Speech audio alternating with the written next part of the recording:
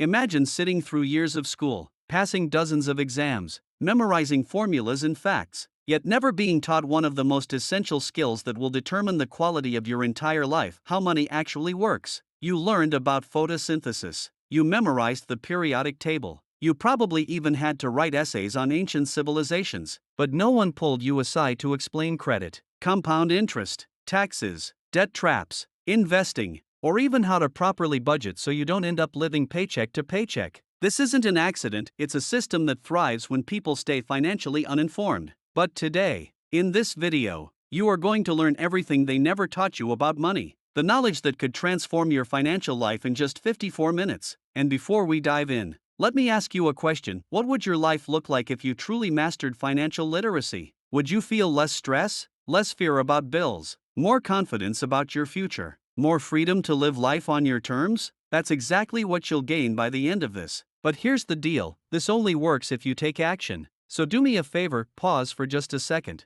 hit that subscribe button, turn on the notification bell, and share this video with at least one person you care about. By doing that, you're not just helping me spread this information, you're also creating accountability for yourself. Because once you start this journey, there's no going back, you will see money differently forever.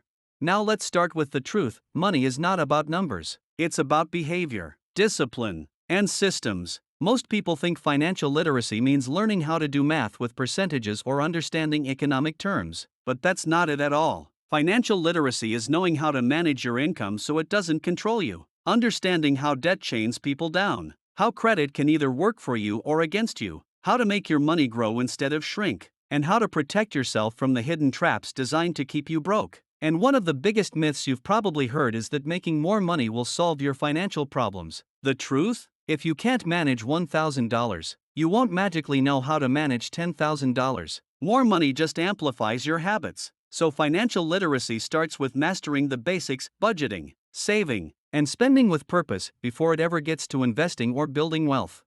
Think about the average person's financial life. They get a job, they start making money, but before they know it, bills eat it all up. They buy things on credit, not realizing the true cost of debt. They pay minimum payments, thinking they're managing their money, while interest quietly multiplies. They work for decades, but never actually own their time, because money dictates every choice they make. And when retirement comes, they discover they don't have enough to stop working, so they keep grinding, or worse, depend on others. That's not freedom, that's financial slavery. And the saddest part is, it could all be avoided if they had just learned the simple principles we're going to cover today.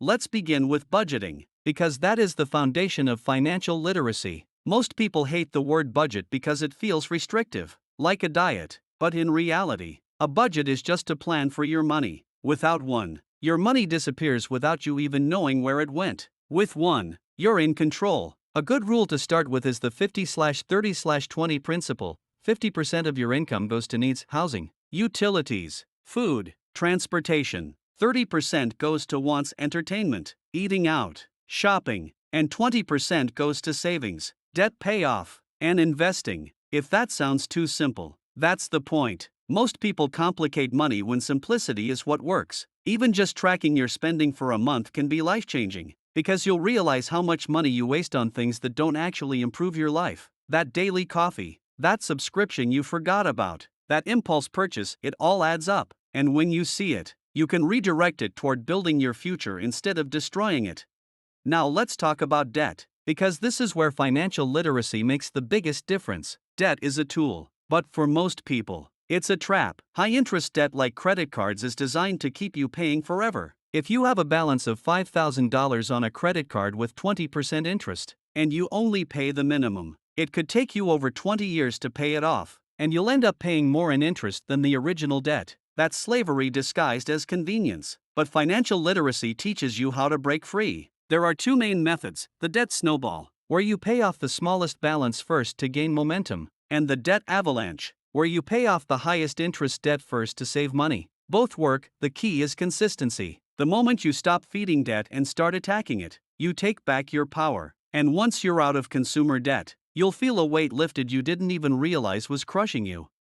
But escaping debt is just step one. Step two is building your emergency fund, because life is unpredictable. A medical bill, a car repair, A sudden job loss, these can destroy you financially if you're not prepared. Studies show that most people can't handle a $400 emergency without borrowing money or selling something. That's not stability, that's fragility. Your first goal should be $1,000 in a separate savings account, not to grow wealth, but to act as a safety net. Then aim for 3 to 6 months' worth of living expenses. With that in place, you'll have peace of mind knowing that unexpected events won't throw your entire life into chaos. That's real security, and it's one of the first major milestones in financial literacy.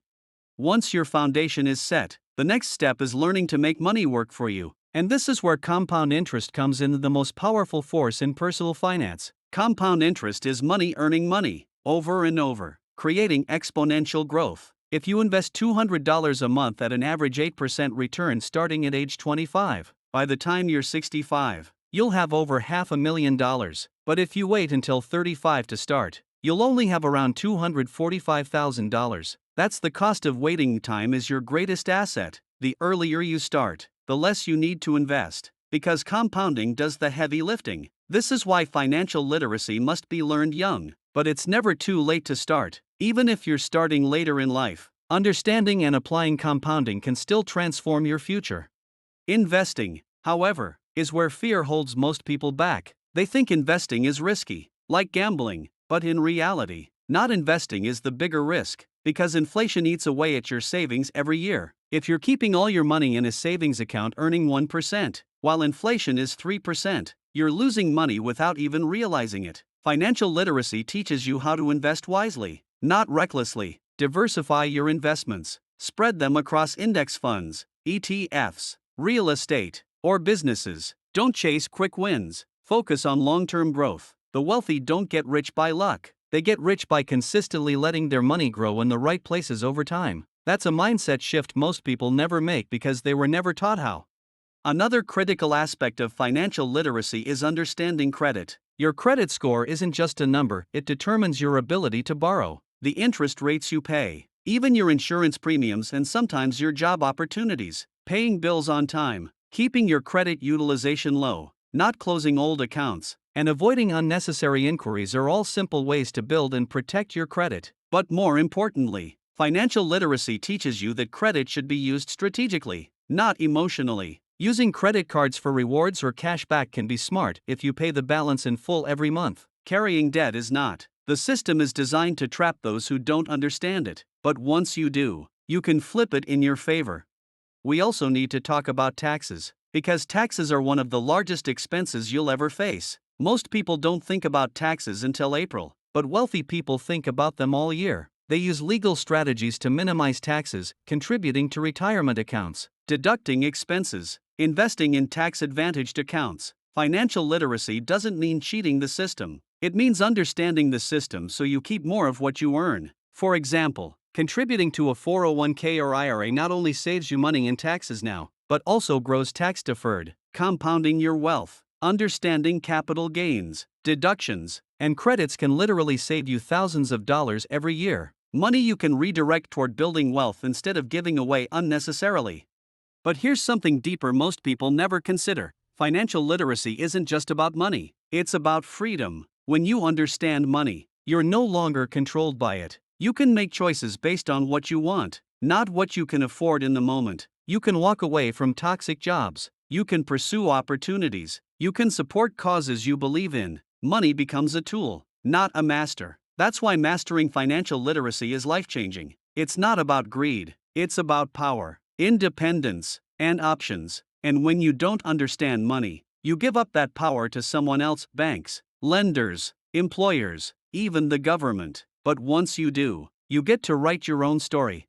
This video is going to cover every single area you need to master: budgeting, saving, debt, credit, investing, taxes, insurance, and even the psychology of money. Each piece builds on the other, and by the time we finish, you'll see the entire puzzle of financial literacy clearly. You'll know what steps to take, in what order, and why they matter. And remember, knowledge alone won't change your life, action will. So as you listen, commit to applying at least one principle right away. Don't just nod along and forget about it tomorrow. Take action today, because your future depends on it.